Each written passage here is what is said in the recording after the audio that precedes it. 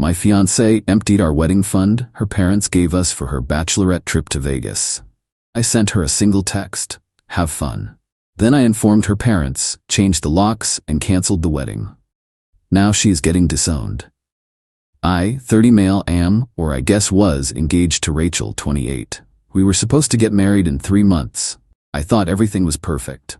We've been together for 4 years, living together for 2. Her parents, Alexander and Catherine, are genuinely wonderful people. Salt of the earth. They were so happy for us that they gave us an incredibly generous gift. $40,000 to fund the entire wedding. Their only condition was that we use it responsibly to build a beautiful day and not go into debt. To keep things clean and trackable, we put the money into a new high-yield savings account.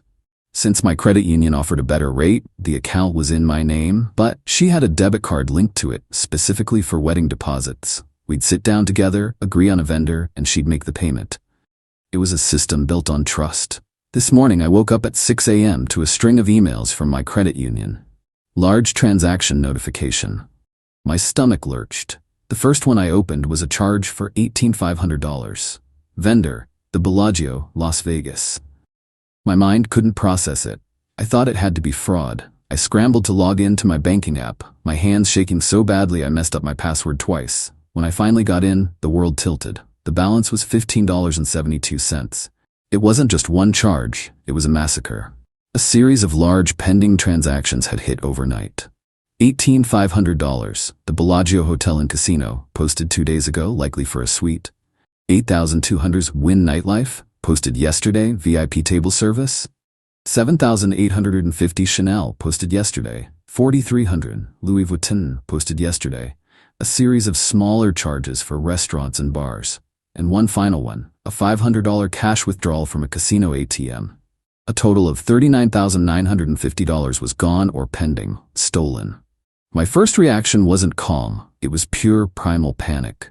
I stumbled out of bed and dry-heaved into the bathroom sink, my heart hammering against my ribs. My mind was a frantic storm of questions. Fraud? Was she kidnapped? Did someone steal her card? I was about to call the police, then the bank's fraud line, when a notification popped up on my phone.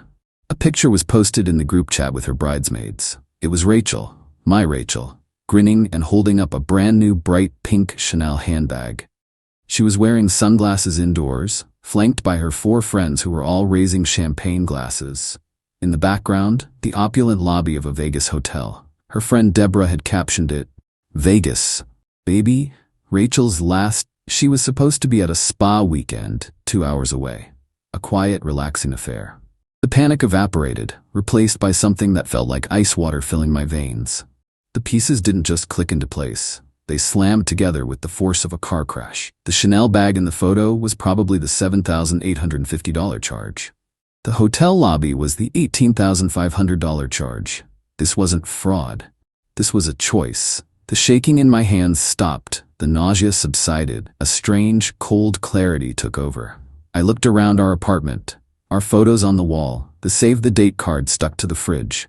The future we were supposed to build with that money, a gift from her own parents, had been liquidated for VIP tables and luxury leather goods. I picked up my phone. I scrolled to her contact. I didn't scream, I didn't rage, I just typed 2 words, "Have fun." Then I put my phone on Do Not Disturb. The next hour was a blur of efficiency. Locksmith. Called and scheduled an emergency lock change for all 3 locks on our apartment door. He's coming in an hour. Vendors. I pulled up our wedding spreadsheet. I started with the biggest deposits. The venue, $10,000 non-refundable. The caterer, $5,000 non-refundable. The photographer, $3,500 non-refundable. I called every single one and canceled. I ate the cost of the deposits we'd already paid from our personal savings. It was a sickening blow, but it was final. The parents. This was the hardest call. I dialed Catherine's number. She answered cheerfully. "Patrick, how are my favorite lovebirds?" I took a deep breath. "Catherine, I have to tell you something, and there's no easy way to say it." I explained it all, calmly, factually. I told her about the bank account, the charges, the Vegas picture. I could hear Alexander get on the extension. There was a long, stunned silence. "Are you sure?" Catherine finally whispered. "Maybe her card was cloned?" The photo shows her holding a new Chanel bag, Catherine, I said, my voice flat. It was posted by her friend an hour ago. I heard a sharp intake of breath. Alexander's voice came on the line, low and tight. Patrick, let us talk to her. We'll call you back. Just sit tight. Don't do anything rash. I told them it was too late, that I'd already started canceling the wedding. There was another heavy silence. I understand, Alexander said finally. We are so sorry. We'll handle this. Now I'm just sitting here. The locksmith just left. The wedding is gone. The woman I was going to marry is 2,000 miles away, living it up on the ashes of our future. I've packed a small bag of her immediate essentials, toiletries, a few changes of clothes, her laptop. It's sitting by the new, unfamiliar locks. I feel hollow, not even angry anymore, just empty. She blew up our whole life, and I dismantled the rest of it in under an hour. And the worst part is, she doesn't even know it yet. Update 1, the bomb went off, and the fallout has been biblical. It started yesterday afternoon. My phone, which had been blissfully quiet, erupted. A tsunami of texts and missed calls from Rachel and her friends. Rachel, TF Patrick, my tea isn't working. This isn't funny.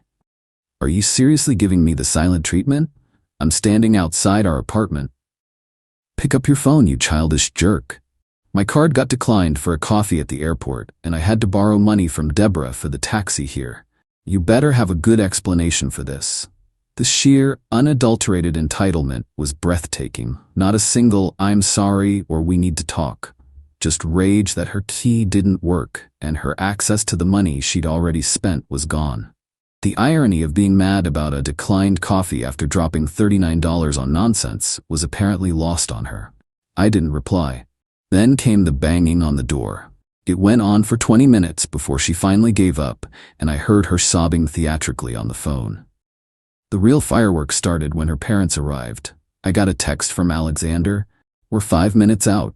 Is she still there? I told them she was. They pulled up just as Rachel was gearing up for another round of screaming at my door.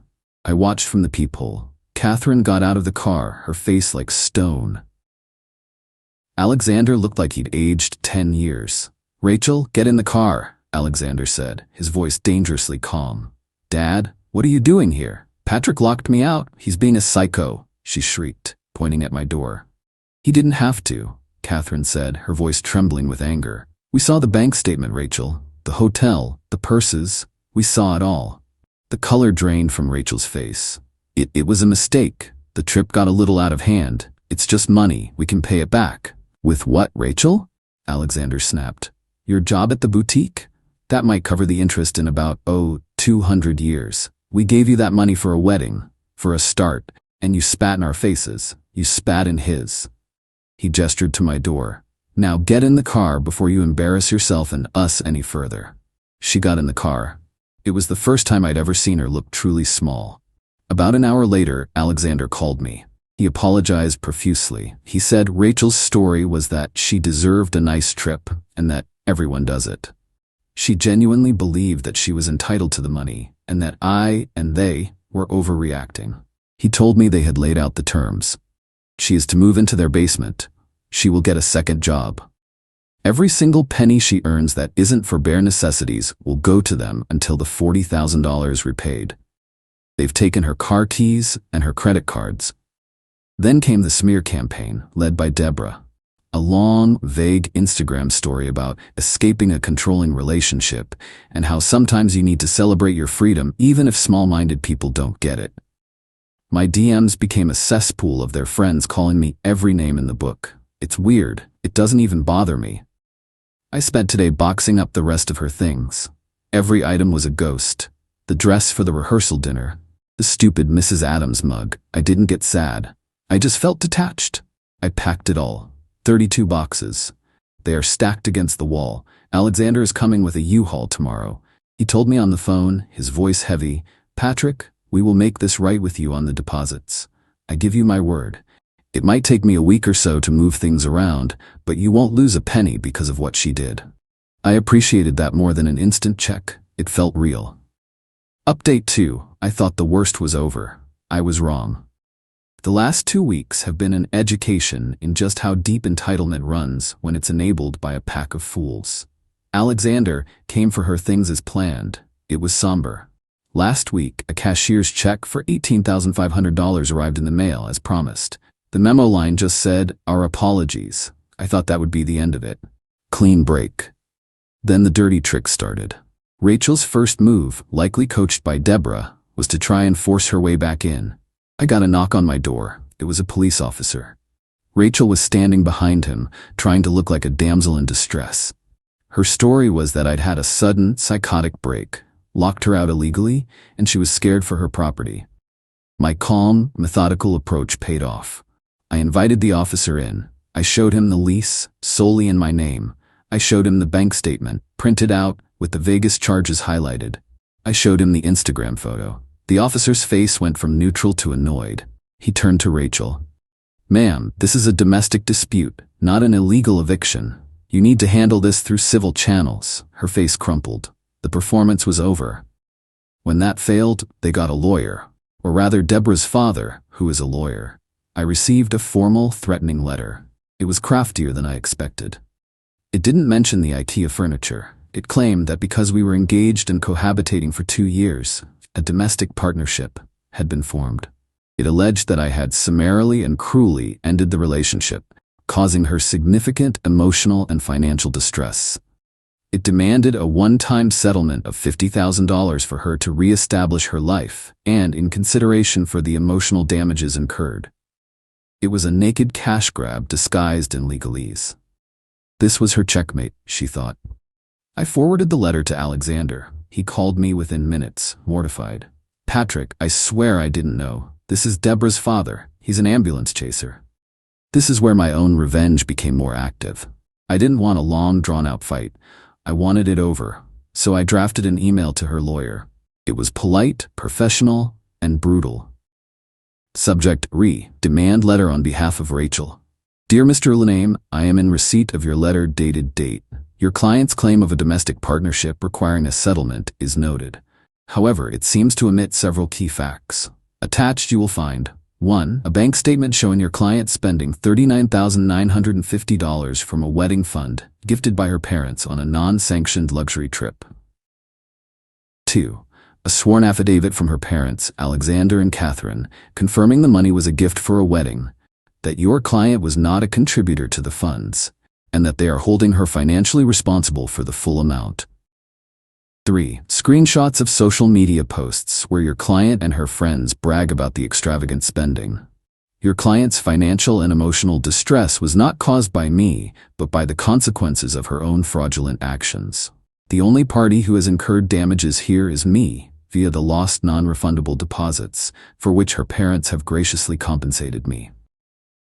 Any attempt to pursue this frivolous claim will be met with a countersuit for harassment. Furthermore, I will file a formal complaint against you at the State Bar for knowingly supporting a meritless case built on a fraudulent premise. I am confident that a judge would be very interested to learn how you advised your client to proceed after being presented with this evidence. This matter is now closed, I CC'd Alexander. I haven't heard a single thing back. The silence is deafening. Final update. It's been half a year. I'm posting this one last time because people have been asking for a final resolution, and I think I finally have one. The legal threat worked. Alexander later told me he had a very direct conversation with Deborah's father, who subsequently dropped Rachel as a client, citing a conflict of interest.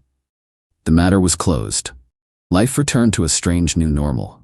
The apartment felt huge and quiet for a while. I sold the couch we bought together and got a new one. It felt symbolic. One by one, I erased the we and made the space mine again. I didn't hear from Rachel directly at all. My number is still blocked. The social media smear campaign died down when their attacks got no reaction. Apparently, it's not fun trying to burn down the life of someone who refuses to acknowledge the fire. I got the full story in bits and pieces from Alexander, who still calls once a month to check in. Rachel's last ride was an implosion of epic proportions. The friendship with Deborah ended in a screaming match over who was to blame. Rachel's parents held firm. She lasted 2 months in their basement before she couldn't stand the rules. No car, a strict budget, a second job at a diner, and stormed out. She's now living with 2 roommates in a cramped apartment an hour away, working as a waitress and, from what Alexander hears, drowning in credit card debt from trying to maintain a lifestyle she can't afford. She has made zero effort to pay her parents back. Their relationship is, in Alexander's words, non-existent. They haven't disowned her on paper, but they've emotionally disowned the person she became. It's a quiet, heartbreaking tragedy for them. And me? I'm doing okay. Better than okay. I took the $18,500 from Alexander and the money I'd saved for the honeymoon, and I went traveling by myself for 6 weeks. It was the reset I needed. It washed away the last of the bitterness. The real revenge, I've learned, isn't some grand, vindictive plot. It's just living well. It's my peace. It's my financial stability. It's the fact that my life moved forward while hers imploded under the weight of her own choices. I didn't have to ruin her. She did all the work herself. I did have one final surreal encounter. Last week I was at a coffee shop downtown, and she walked in. She didn't see me. She looked tired. The designer clothes were gone, replaced by a simple, worn-out jacket. She looked like just another person trying to get through her day. She ordered a black coffee and fumbled with crumpled bills from her pocket. She wasn't a monster. She wasn't a villain from a movie. She was just a woman who made a series of spectacularly selfish choices and was now living with the mundane, grinding consequences. I watched her for a moment, and instead of anger, I felt a faint, distant pity. Then I finished my coffee and walked out. I didn't look back. I still have one artifact from that whole mess. Tucked away in my filing cabinet is the original bank statement. It doesn't show simple cash withdrawals. It shows the $40,000 deposit from Alexander and Catherine, a beacon of hope. And right below it, the itemized list of luxuries. The Bellagio, Wynn Nightlife, Chanel, Louis Vuitton. It's a reminder that character is what you do when you think you have a consequence-free credit card. And a reminder that sometimes the most satisfying justice isn't a fiery explosion, but the cold, hard, silent math of a bank statement.